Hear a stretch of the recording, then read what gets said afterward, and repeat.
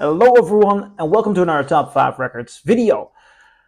Today we saw the 5th edition of Band Aid Do They Know It's Christmas Time. And this 5th edition is a remix of all the other versions combined. But it got me wondering, what is the order in which I would rank these 5 different versions? So without further ado, here in this video I'm going to be talking about those. And to start off at number 5, Band Aid 2, the 1989 version. Why is this version all the way at the bottom? Well, I think it's the least tasteful version.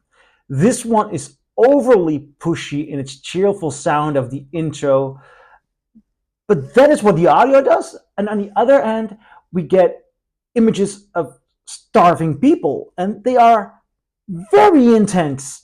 So I feel a dissonance, but not a dissonance like in a Clockwork Orange Stanley Kubrick kind of way, where you have the Sing in the Rain sequence, in which you ultimately do understand what the artist wants to do. Well, in this case, I do understand what the artist wants to do: raise awareness, but also get you into the Christmas spirit.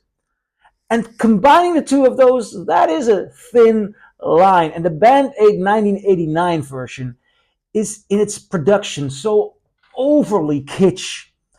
It's so distasteful in the way it tries to create a Christmas-like atmosphere that the combination of that with these very intense images, it's just, it starts off on such a bad note. Then the first thing that comes to my mind is, what was Cliff Richard thinking? Cliff Richard is so overly present in this video that it's actually pretty obvious for everyone watching that they didn't get the names they had in the 1984 edition or of the same level. And I know Cliff Richard is, of course, of a great level, but might he be the only one of that level? And also, you could put question marks at the career of Cliff Richard in the late 80s, and if that was on the level that a Sting, Phill Collins, Bono, George Michael was in those days. And well, my answer is no, he was not at that level in those days. Nevertheless, he was one of the most well-known faces because he just kept returning and kept returning and kept returning.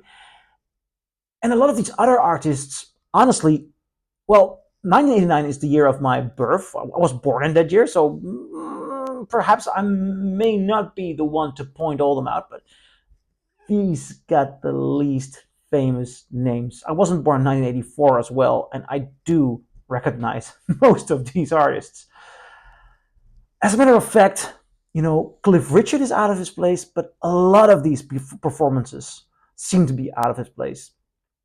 Because where the 84 version, people time the emotion and the energy really to give each other space, this one is just a great shout out and shriek for everyone involved, trying to get their 15 minutes of fame. Well, 15 minutes, let's say 15 seconds. And that results in situations that is just too hard to witness. When the sentence, "Are the clanging chimes of doom," gets sung, which is obviously really negative, it is being sung as if it is done while being given physical pleasure. It's so over the top. The assortment of these artists is just a big letdown. This version really makes me feel dirty. After 3 minutes, I already really want to turn it off. At number 5, Band Aid 2, 1989. And at number 4, I feel so sorry to do this because I was really looking forward to this 2024 Band Aid. But it was actually a battle between Band Aid 89 and Band Aid 2024 for the 5th place because this new mix just doesn't work. I would have preferred so much if they would have chosen new artists to do this. Especially the 7-minute video that was released just now on YouTube. It is just a compilation of stuff, of images, of news footage, of an announcement of David Bowie.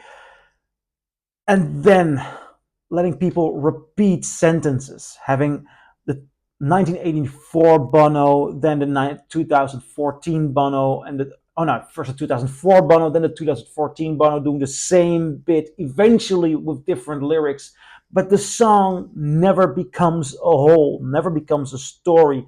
It never does anything like, well, the original, which if you hear it in the mall, you hear it anywhere, it just has a beat, it gets you into something. This song actually never becomes a song. And I find that so disappointing. I've made a video about my first response to this version, and there's also some controversy. Ed Sheeran wouldn't have allowed his vocals from 2014 to be used in this one because he thinks in its entirety that the song is not good promotion for Africa and might do more damage than does good. I think that's a great thing to discuss about. And the 2014 version already shows you that you can alter lyrics. The 2014 version, the one Ed Sheeran was singing on has less of these stereotype Africa images. As a matter of fact, why sing about Africa? It's a big continent. How can you say something that makes sense in such a short amount of time? Nevertheless, Bob Geldof and these artists, they wanted to do something good. It came from the good of their hearts, and they're trying to raise awareness for a problem, not make a promotion video for Ethiopia. So it's a tough situation. If that is the discussion, why not work towards a new vision in which you can be doing good, in which you can give Christmas cheer, but in which you can focus on the issue and the people there that might fit the times better. Just mixing all these versions doesn't do that for me. At number 4, Band 840, the 2024 version. Now, at number 3, Band 830 from 2014. Damn! That video opens hard. It shows you an image of a body getting carried out of its house. And that really struck a nerve with me. And during the rest of that video, it is tough to get past that emotion. It doesn't necessarily mean that we have to. It might just be shocking awareness, and if that's your goal, then that version already worked with the first shot. But it continues. We go into a song that wants to be cheerful.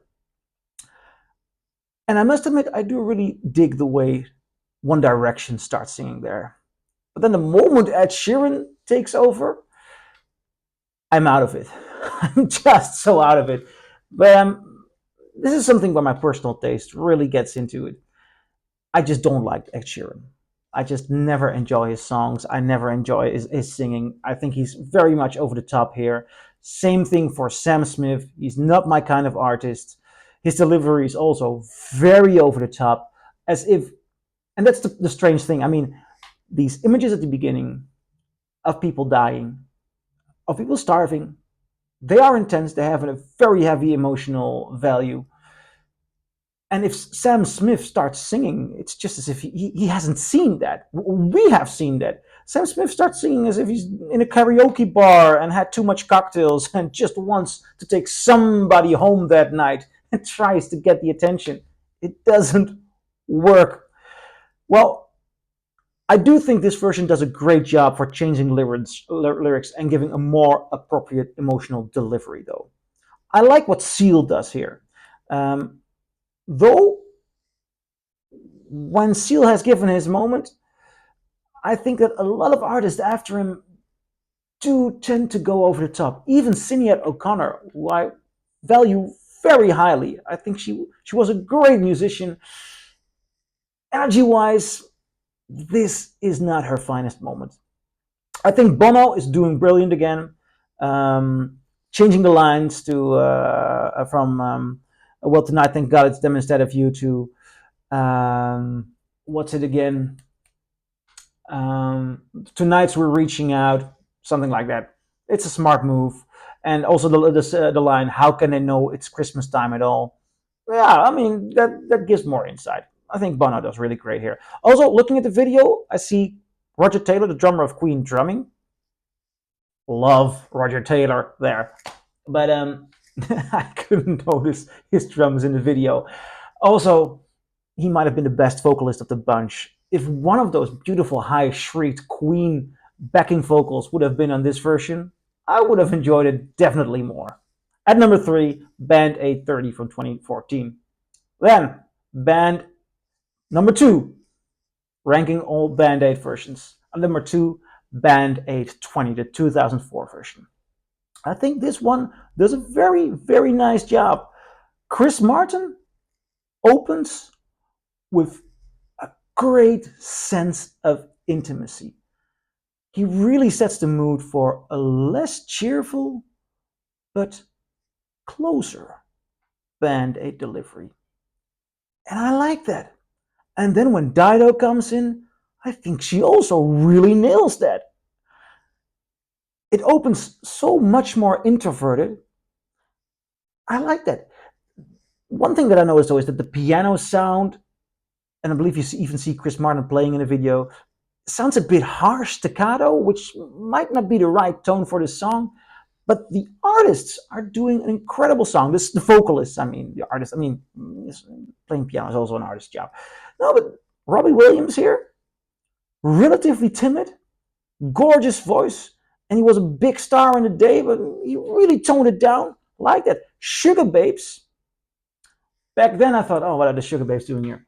Right now I think, no, they're doing a great job harmonizing, giving a beautiful new edge to it. At a certain moment, there is this rough guitar on the left channel that's sort of taking over, which makes me doubt the choices in the mix. But I'm definitely positive about it. I love the way Bono is different from the 1984 version. He really gives a new interpretation. Must say, though, after 3 minutes, the delicacy is gone. The moment we get rap in it, I'm just out of it. And that's so much a Zeros thing, that when a lot of artists get together and they wanted this grand new version of a song with a lot of people singing, there would always be this moment of rap which would not fit the emotion of the song, and that's definitely the case with this Do They Know It's Christmas. After that, I'm out of it. I'm just not enjoying it anymore, and it goes on way too long. Also, about the other version, the 2014 version, I did see Roger Taylor there, but I couldn't really hear him. I actually had sort of like the same thing with this one with Paul McCartney. You got Paul McCartney, one of the best seriously, one of the best bass players in the world. He's playing bass, not doing vocals. I'm sorry about that, but okay. But when he's playing bass, wouldn't you want to mix the bass in there? I seriously, I didn't. I was looking at Paul McCartney playing bass, and I wanted to hear Paul McCartney. Didn't hear Paul McCartney. So sorry about that. At number 2, Band 820, 2004. And number 1, well, obviously, the best Band 8 version is the 1984 original. I think this is just a good Christmas song. It has its flaws. The lyrics have its flaws. Even before the controversy with regards to the lyrics, there were moments in which I thought, where nothing ever grows. I've seen The Lion King. I'm not an expert on Africa, but I've seen The Lion King. Things grow there. I wasn't too sure about it not snowing in Africa. Also, Africa, I've said it before, but Africa is so big. Focus on the country you're working for, or you're focusing on, Nevertheless, if you take a look at these artists and the way it opens, just the way the Christmas chimes or bells, how they get together with the beat and the melody, and then the way Paul Young gets in there. It's Christmas time. There's no need to be afraid. I just love the way he rolls into it. And then the real cheer starts in that version when Boy George, Boy George does bring cheer.